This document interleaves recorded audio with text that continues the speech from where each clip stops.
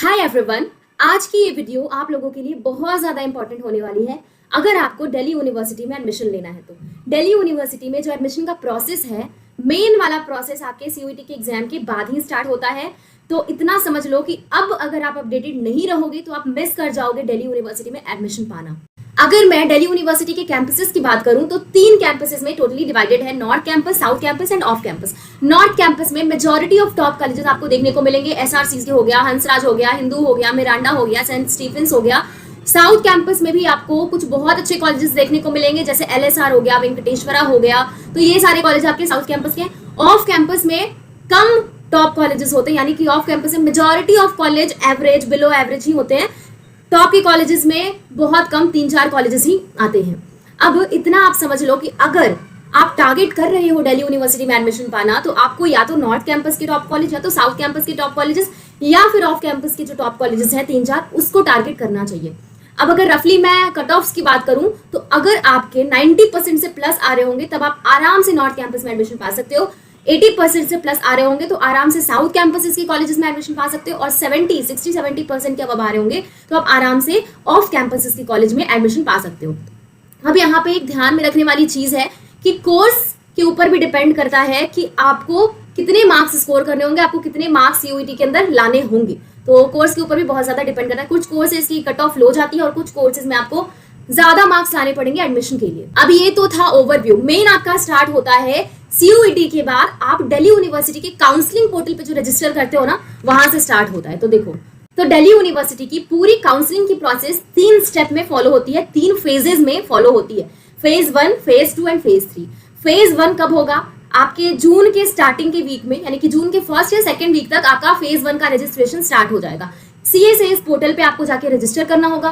Phase 1 में आपको अपने पर्सनल डिटेल्स को फिल करने होंगे।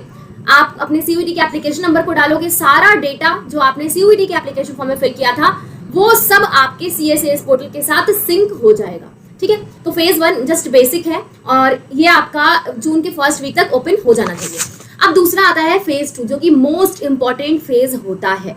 फेज 2 में आपको अपने कोर्स की और कॉलेज की प्रेफरेंस फिल करनी होती है। बेसिकली ये समझो कि आप एक कॉमर्स की स्टूडेंट हो और आपकी नंबर 1 कोर्स की प्रायोरिटी है बीकॉम ऑनर्स, सेकंड प्रायोरिटी है आपकी इको ऑनर्स और थर्ड है आपका बीकॉम प्रोग्राम। ठीक है, और आपके कॉलेज की प्रायोरिटी है एसआरसीसी, एलएसआर, हंसराज, हिंदू। ये सारी आपकी कॉलेज की प्रायोरिटी है, और भी बड़ी लिस्ट हो सकती है। जितना आप चाहो उतना कोर्स, उतना कॉलेज ऐड कर सकते हो। तो आपको प्रेफरेंस कैसे बनाना होता है कि आप अपने सबसे मन पसंदीदा कोर्स, यानी कि बीकॉम ऑनर्स अगर आपका फर्स्ट में प्रेफरेंस है तो बीकॉम ऑनर्स को पहले रखो, और साथ साथ में कॉलेज भी आपको चूज करना होगा कि मुझे सबसे पहले बीकॉम ऑनर्स करना है फ्रॉम एसआरसीसी।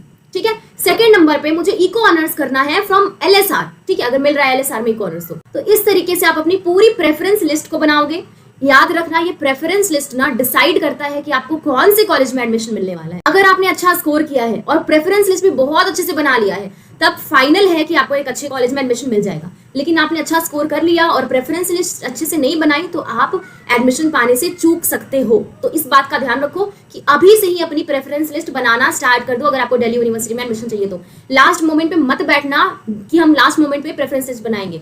अभी से रिसर्च करना स्टार्ट कर दो, प्रेफरेंस लिस्ट बनाना स्टार्ट कर दो। अपने फोन के नोट्स में, अपने कॉपी पे, अपने डायरी पे, कहीं भी लिस्ट बनाना स्टार्ट कर दो। फेज 2 आपका सीयूईटी के रिजल्ट के जस्ट बाद ओपन हो जाएगा।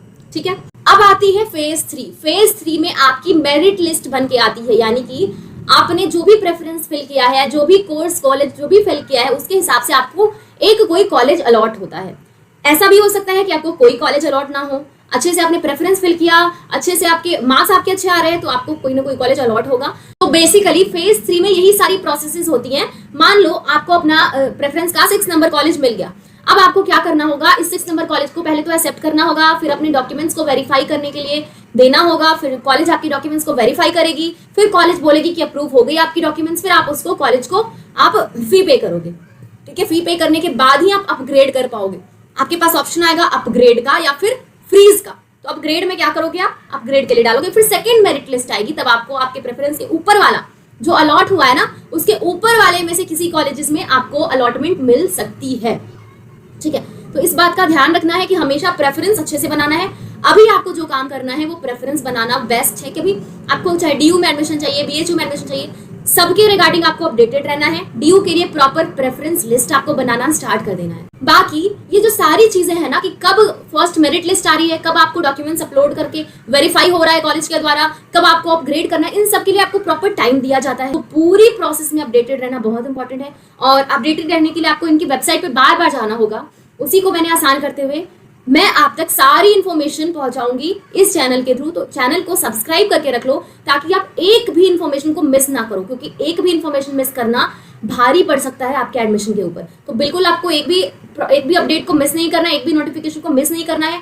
कब CSAS पोर्टल ओपन हो रहा है, कब CSAS पोर्टल पे कौन सी ऑप्शंस आ रहे हैं, कौन से नोटिफिकेशन आ रहे हैं, कब आपको फेज 1 फेज 2 फेज 3 आ रहा है, सब कुछ मैं आप लोगों को बताऊंगी इस चैनल के थ्रू। तो सब्सक्राइब करो चैनल को और वीडियो को लाइक जरूर करके जाना। बाकी कोई भी डाउट्स हो ना आपके, आप उसको कमेंट सेक्शन में मुझसे पूछ सकते हो, मैं रिप्लाई कर दूंगी।